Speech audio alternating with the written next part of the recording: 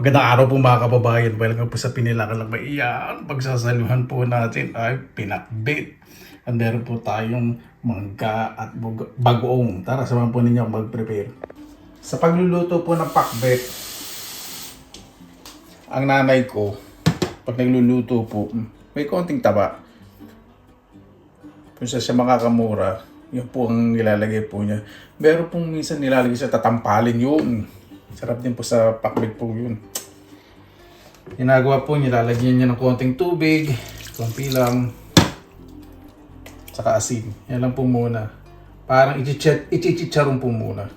Ang papa ko po kasi, mahilig po yung magluto ng mga dinengdeng. Ngayon natututo na siya magluto ng kung ano-ano. Natututo na siya sa papanood ng YouTube.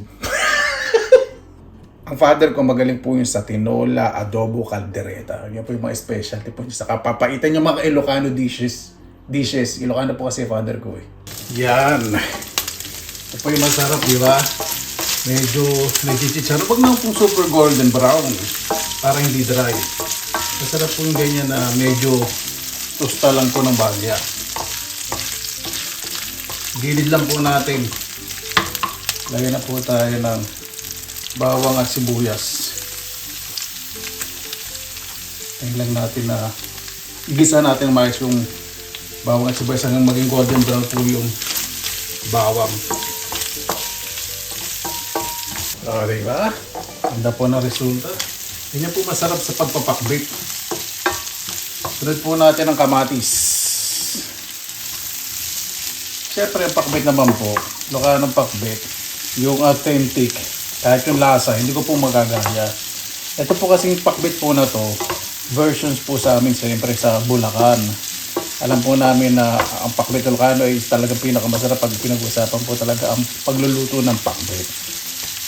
Kumbaga sa amin sa Bulacan, kung ano yung available na pwede namin ilagay, nilalagay din namin. Sa iba-ibang lugar naman po, nagkakaroon po ng ibang versions. Nalagyan na po ako ng bagoong na alamang gisado. Sa Ilocano po yung lola ko. Ilocano po kasi yung pakbit po talaga. Inaadog lang po. Wala po gisa-gisa. Mga halos yung gulay, mga buong maliliit na talong, ampalaya. Sarap din alakon yung baik o himbaba. Oh, naku, paborito ko po yung sa pinakbit. Lalagay po ako ng gabi at kamuting kulay puti. Kulay puti yung nabili kong kamote. Ito po yung gabi. Igisa ko po muna para mas masarap. Yan. At maglalagay po ako ng konti lang na tubig. Lalabutin ko po kasi yung kamote saka yung gabi. Malambot na po yung ating kamote saka gabi. Lalagyan na po ko ng konting paminta. Napansin ko po sa Ilocano, lola ko hindi po naglalagay ng paminta. Pampakalat lang po tayo, pampalasa, bagoong lang, wala na pong iba. Lagay po natin ang palaya. Diba? Kasi ginagawa po natin ngayon ay gisado na pakbit. Ito, ayoko pong takpan. Pag naglagay po ko ng ampalaya, ayoko pong ma-overcook. Pakukuluin ko tapos hahaluin ko ng dahan-dahan. Ayan, yan po gusto ko sa ampalaya. Lalagyan na po akong talong. Nakabili po ako ng Asian eggplant. Sa sinigang po, ayoko po ng talong. Hindi ko po sinasabing ayoko ng talong. Mag-iba po yung ayoko ng talong sa sinigang. Pero sa pakbet, gustong gusto ko po yan. Inihaw na talong, tortang talong. Pero yung sa sinigang, hindi ko po masyadong na-appreciate. Yun po yun. Ibig sabihin nun na ayoko ng talong. Tapos ko comment pa, pag hindi ka kumakain ng talong, hindi ka Pilipino. Ano connection mo? Anak ng kamote. Igisa-gisa ko lang po yan. Ayoko rin po kasi sa talong na malamsa sa pakbet. Gusto po medyo may kunat. Sarap po ito, Japanese eggplant. Tingnan na po natin kung nag-iba na yung kulay ng talong. Ayun, okay na po yan. Patayin ko na po. Ayoko po kasi ma-overcook ang talong. O, diba? Kapit na kapit ang sarsa sa gulay. Yan po yung masarap. Kain na po tayo. Mabuhay yan. Yung mabuhay ko wala nang buhay. Bago tayo salawatan po muna natin ang Panginoon. Mainit po ngayon dito sa Finland at summer. Panginoon, maraming salamat na lang po sa biyaya binigay po sa amin, bibigay na bigay. Kami bawat isa po puro kabutihan ng meron sa puso at isipan. Ngayon nag-umpisa na po ang tagulan sa Pilipinas. Makikabay po kami lahat ng tao sa buong mundo, lalo na po yung mga pamilyang malalayo po. Ang kanilang mga mahal sa buhay sa kanila. Naway kaligtasan po ang aming iligay na bahala po sa natin. Gusto ko na po namin sa inyo at sa kanila susabi. Diba?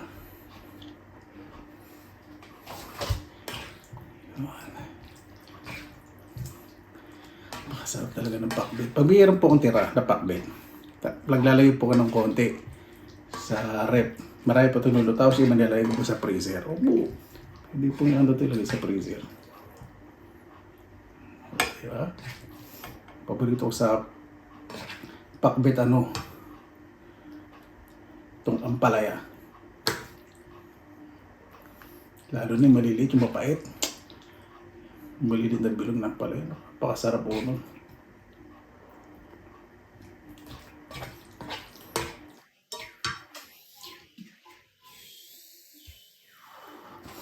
Yung kanin, bahaw, ininit ko sa microwave.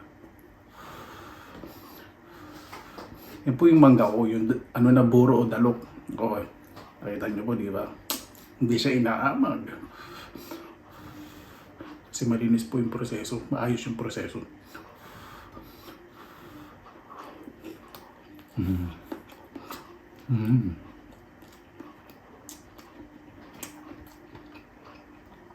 Kamote, bumili ko kuli ubing balat. Yung balat ng kuli puti galing Africa.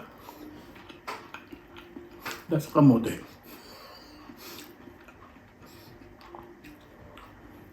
Yung kamoting malalaki, hindi ko po masyadong gusto matubig. Saka yung talong din na malalaki, matubig.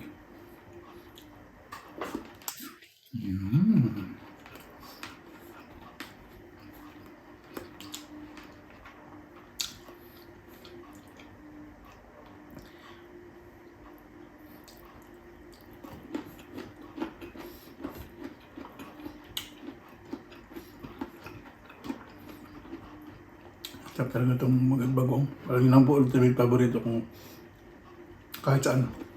Yung baboy dito sa Bakbid, lumasa sa sarsa, napakasarap.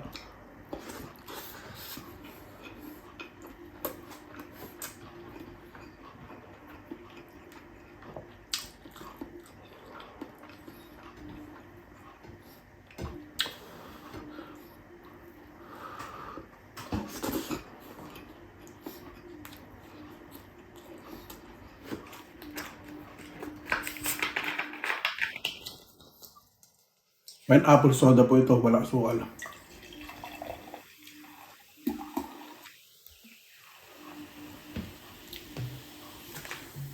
Mahigit 1 linggo na lang, nasa Pilipinas na ako.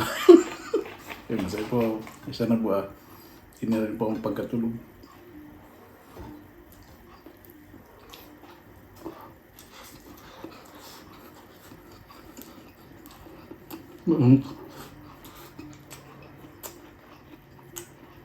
Talong. Gusto ko rin po yung talong sa pakbit.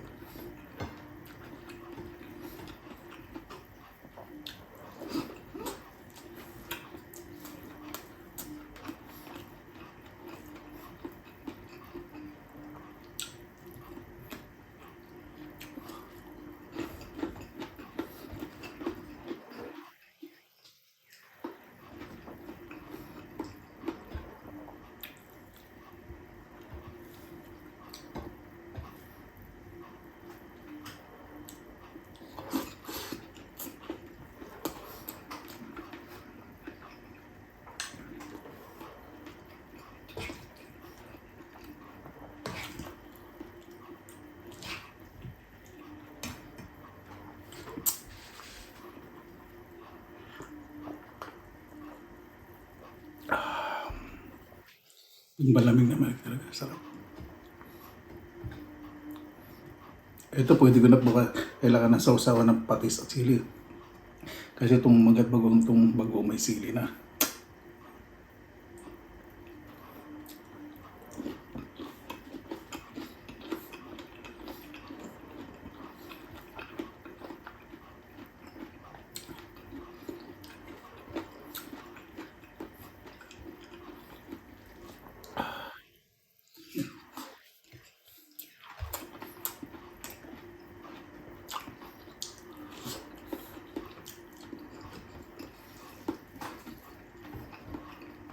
Sarap pala yung kamote na ano, kulay hindi violet. Pula pala yung balat. Tapos, hindi puti ang laman. From Africa, ano, creamy. Yung pag ginagamit nila pang kanin nila. Fufu ang tawag po. Fufu. F-U-F-U. Binabayo po nila parang nilupak. Nilalaga sa binabayo. Yung po yung pinakanin nila.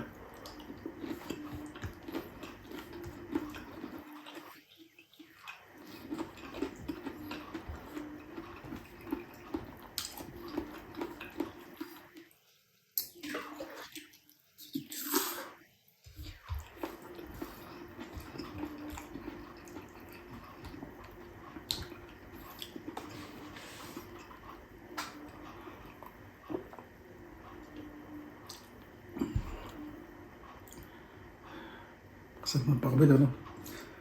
Bihira lang po makabili ko ng palaya sa kagatong talong. Kaya inisip pakabit ko yun ako.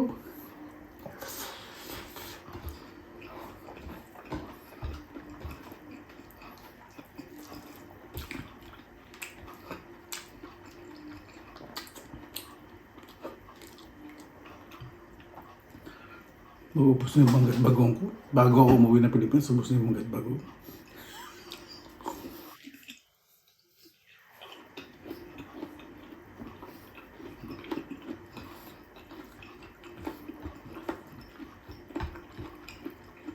Sorry, hindi pala yung bagong maubos, yung buro, yung dalong maubos.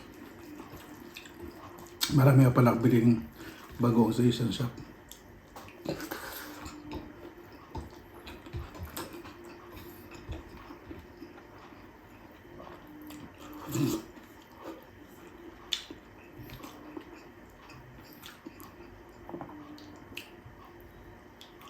Para sa safe po na pagbuburo ng mangga, check nyo lang po yung pinilangang lakbay. Pagbuburo o dalok na mangga, recipe, tas pinilangang lakbay. Nakikita nyo po, hindi po amagin.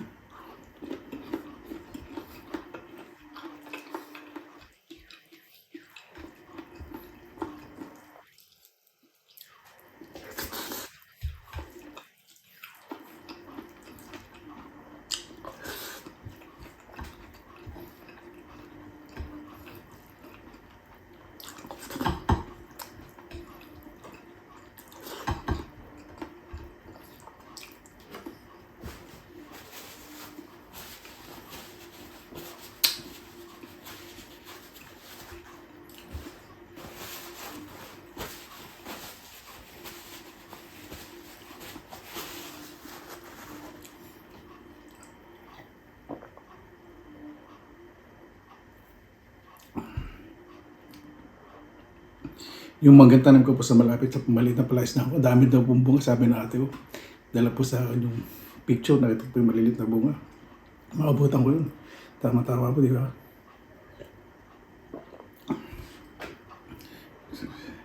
Paano po bago ba tayo tapos pasalamatan po muna natin ng Panginoon? Panginoon, maraming salamat na po sa biyaya niyo po sa ibibigay na bigay. Naway lahat po na lahat po ng may pinagdadaanan, may sakit, spiritual, mental, physical ay maghilom po at gumaling. Kayo na pong bahala po sa amin. Naway ang lakas po na positibo ay maibigay po lagi ng magmamahal sa buhay sa lahat po ng pinagdadaanan. Iwasan na po ang pagsisi sa taong nagkasala. Lalo na po sa amin na mahal po. Imbis po sisihin ay intindihin, kausapin po ng maayos. Dahil yun po magiging sagot sa bawat pinagdaraanan po na taon na may makikinig. Kayo na po bahala po sa amin, sinusungan na po namin sa inyo lahat sa kanila Yesus. Amen. Paano po? Maraming salamat na po sa inyong oras na indahan sa pinilangan lang. Basta lagi po tayong positive vibes, good vibes. God bless, ingat po lagi mga araw. Laban lang.